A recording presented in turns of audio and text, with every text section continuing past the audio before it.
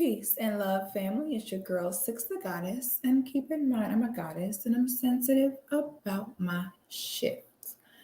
I hope you all are doing well. I'm doing all right. I am going to admit I am very disturbed by what I want to discuss today, but I want to break this down because there's a lot of moving elements to this. Of course, there's a lot of rumors here.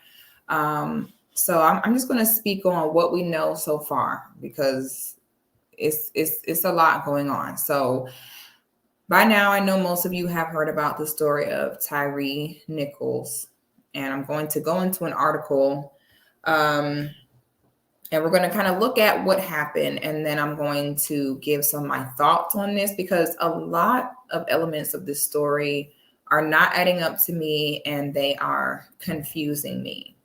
Now, before we get into today's article, I just want to reiterate to you all that I have been juicing, okay? Juicing has been one of the best decisions that I've made for myself. It was something I didn't even necessarily expect for it to have the positive impact on me that it has. I'm that person, I don't particularly enjoy eating cold food. So I'm not super excited about eating a cold salad and cold fruit. So what I learned about myself is I still need to get those nutrients in. So by ingesting them in a liquid, it helps me intake more. I enjoy using my apple juice as a pre-workout for when I go to the gym for energy. It helps aids in releasing mucus from your body, hydration. Now, it's the beginning of the year. Summer bodies are built in the winter, and right now it's freezing. So you need to go ahead and do a detox. Go ahead and do a detox with me. If you get a detox system from Alpha Juice worth $100 or more, you can use my code SIXGOD10 to get $10 off your order. And if you get a detox package worth $225 or more, you can use my code SIXGOD25 to get you $25 off your order. And as always, you can use my code SIXGOD in order to get $5 off any order. Alpha Juice is Black owned. It's owned by a dope young married couple. You're supporting Black business, Black love. Take my money. You're supporting your health. What more do you need to know? Okay. Now, y'all know when I put my glasses on, I'm getting down to business. Okay. Honey, when the glasses go on, that's how you know it's getting real. So let me pull up this article. Again, I don't like speaking on things prematurely. I am 90% sure that there will be a lot more details that will come out about this situation. All right. Again, we're going to speak on what we know now. Okay, so let me share this. And let me make sure you guys can see. Okay, all right. I might need to make this bigger. Okay, yeah, because I want you guys to be able to see. Nichols, which is the brother that was deleted, a 29-year-old who worked at FedEx, was the father of a 4-year-old boy, the youngest of 4 siblings. Okay, can I close this? Especially close with his mother. I don't want to go in. I want to talk about the facts, not about what people thought about him. It doesn't matter if he was a good or a bad person. He didn't deserve this. It doesn't matter. We'll skip that part. I know Tyre. Okay. On the night of January 7th, Nichols was returning home from a park where he had taken photos. He was apparently into photography. On the way home, he was stopped for reckless driving. According to the statement, officers approached Nichols to arrest him. Now, I'm not exactly sure how you go from he is recklessly driving to they approached him to arrest him. I assume there would be some kind of procedure, so that's a little bit confusing. But anyway, let's continue. So the officers approached Nichols to arrest him.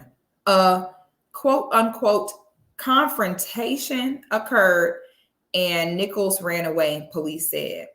A second quote unquote confrontation also occurred at some point before Nichols was ultimately arrested. Okay. Memphis Police Director CJ later said investigators have not been able to substantiate the initial report of reckless driving. Okay, and this is the part that began to kind of make my spidey senses go off. So, let me get this straight so far. He was arrested for reckless driving, but there's no proof that he was recklessly driving. All righty, let's go ahead and continue. Police say that following the arrest, Nichols complained of having shortness of breath, at which time an ambulance was called. Nichols was taken to a hospital in critical condition.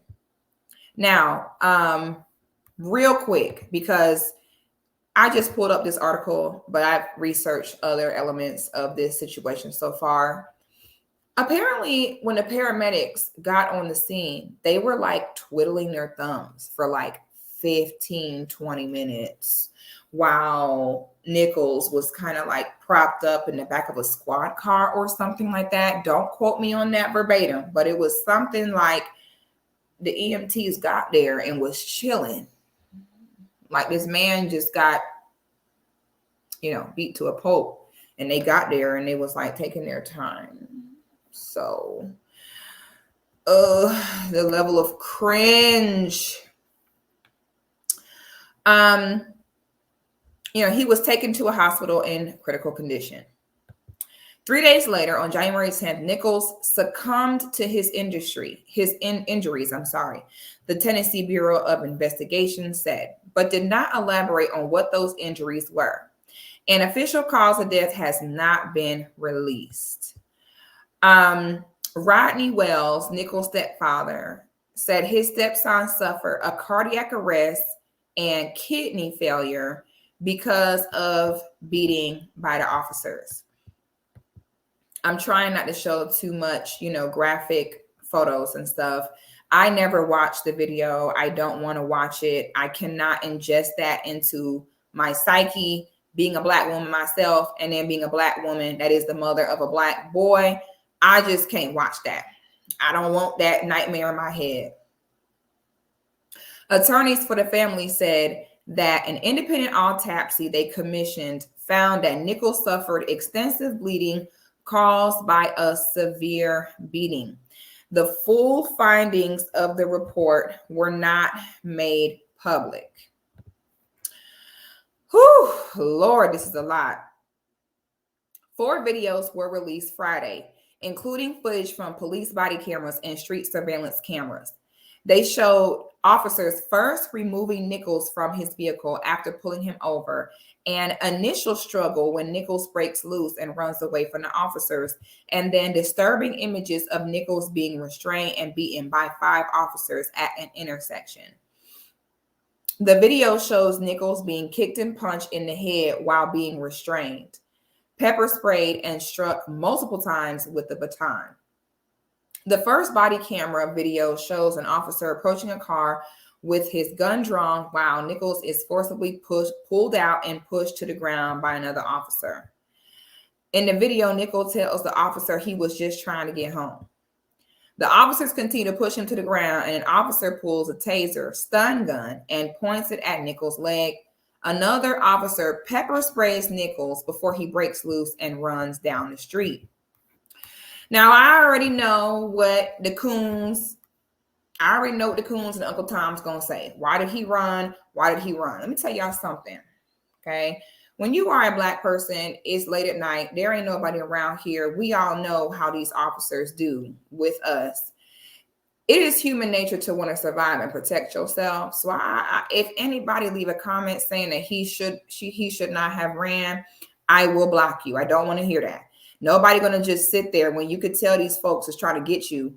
Nobody finna just sit there and let these people, delete them. So I don't want to hear nobody say, oh, why did he run, honey? Whether he ran or not, these folks had blood on their tongue. So it would not matter. So don't even try it. Because boy, I know y'all coons cannot wait. The second video, taken from an elevated street surveillance camera, shows officers restraining and beating Nichols at a different location, a suburban intersection. 2 officers are shown holding Nichols to the ground when a third officer approached and kicked him in the face. A 4th officer with a baton also beats Nichols, hitting him in the back.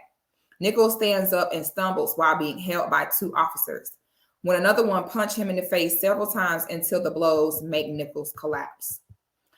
The third video shows body cam footage and audio of the beating after officers apprehend Nichols at the intersection. While he is being held on the ground, the officer wearing the camera pepper sprays Nichols repeatedly.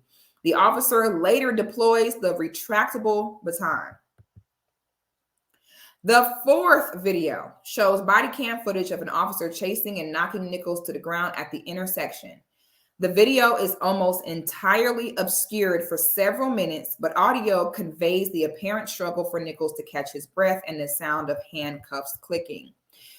Get him up, one of the officers says. Officers can be seen gathering at the intersection with police lights and Nichols sitting on the street with his back against a gray car, hands behind him. An officer shines a flashlight in his face a couple of times, and Nichols seems to be bleeding from the side of his head. Nichols sits in the dark against the car, barely moving. At some point, paramedics are seen walking up to him, propping him up as he slumps to the side. Nichols' family and their attorneys, along with several Memphis authorities, had viewed the footage before its public release. Of course, Ben Crump shows up. Boy, let me tell y'all something. Boy, listen. When I tell y'all, Ben Crump do not miss an opportunity to have his name out there and be seen. Boy, the minute something like this show up, you know who is showing up. Boy, that Negro do not miss a beat. Okay? I just cannot. Said he was a human pinata for those officers. This is not just a professional failing. This is a failing of basic humanity towards another individual, she said. The officers involved, we'll get into that. Now, initially it was 5 Black officers. Recently, within yesterday or today, a 6th officer, Preston Hemphill, has also been relieved of duty at the beginning of the investigation at the same time as the 5 who were later charged, but did not specify what his involvement was. After the footage was released, Sheriff Floyd Bonner of the Shelby County Sheriff's Office said that 2 deputies who responded on the scene were relieved of duty pending an investigation. The 5 officers charged were members of the so-called Scorpion Unit, a group created by the department to focus on fighting street crime. On Saturday, Memphis police announced that the Scorpion Unit had been permanently deactivated. The unit had been inactive since the encounter with Nichols. Okay. Now, what I found out about these officers is they had only been on the force for like 2-3 years. They were not experienced officers, So why, whatever made them decide to put these rookies on there, it just, goes to show about how much they don't care. Now, this is my issue when it comes to police, and this is why I don't nobody like the police, because I ain't never heard nobody say they don't like the fire department, because the fire department actually helps. The issue with police is they do not help you. Okay, police write you tickets. They have you have to show up to court, beat people up, harass people. Like, how y'all always got time to write people tickets for doing 45 and a 40? But then I go to Walmart and it's 50 kids up there missing.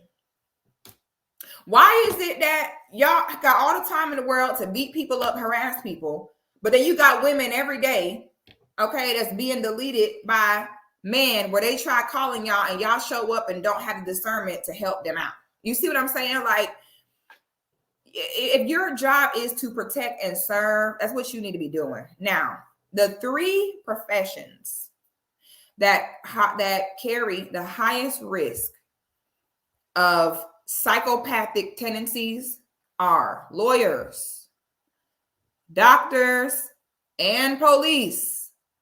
I tell the ladies in my Patreon, those are the 3 professions you probably should not date.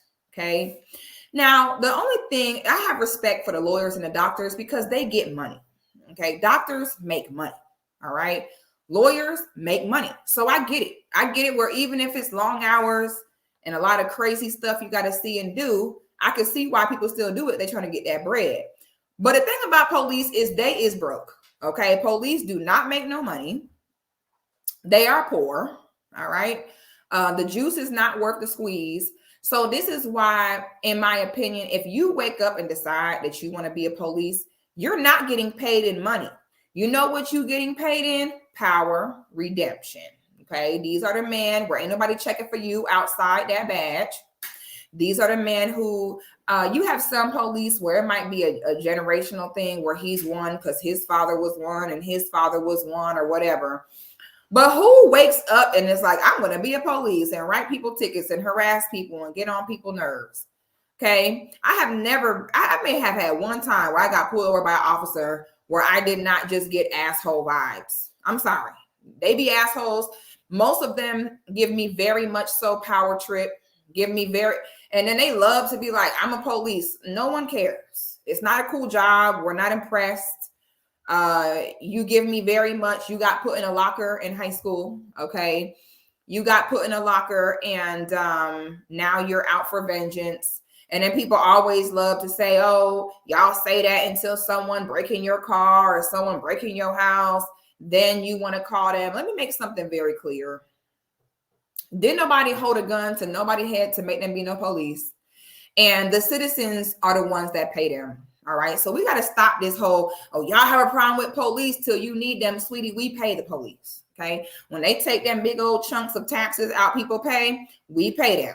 Okay. We expect them to do the job that they signed up for. I never seen someone say they've been forced to take their job. Okay. They be taking that job. I just saw footage in New York City of this man that fell on the train tracks and the police was sitting there too scared to jump down there and get him. And the guy was like, what are you doing? Do your job. The police is the only job that people willingly sign up for. And then we're supposed to kiss their ass and thank them every day because they decide to do that. Nobody told you to take that broke ass, lame ass job. Nobody told you to do that. Second of all, half the time, you know what happens? Like, for example, here in Atlanta, if your car get broke into, them police said, don't even call them. Okay. They don't give people a non-emergency number talking about report it online. And then all they do when a crime comes is they go to the people talking about anybody got information, let us know. No, do your job. Y'all always want somebody to turn themselves in. You want the community to give you answers. So basically, y'all don't know what you're doing. So basically, you want the community to solve their own crime.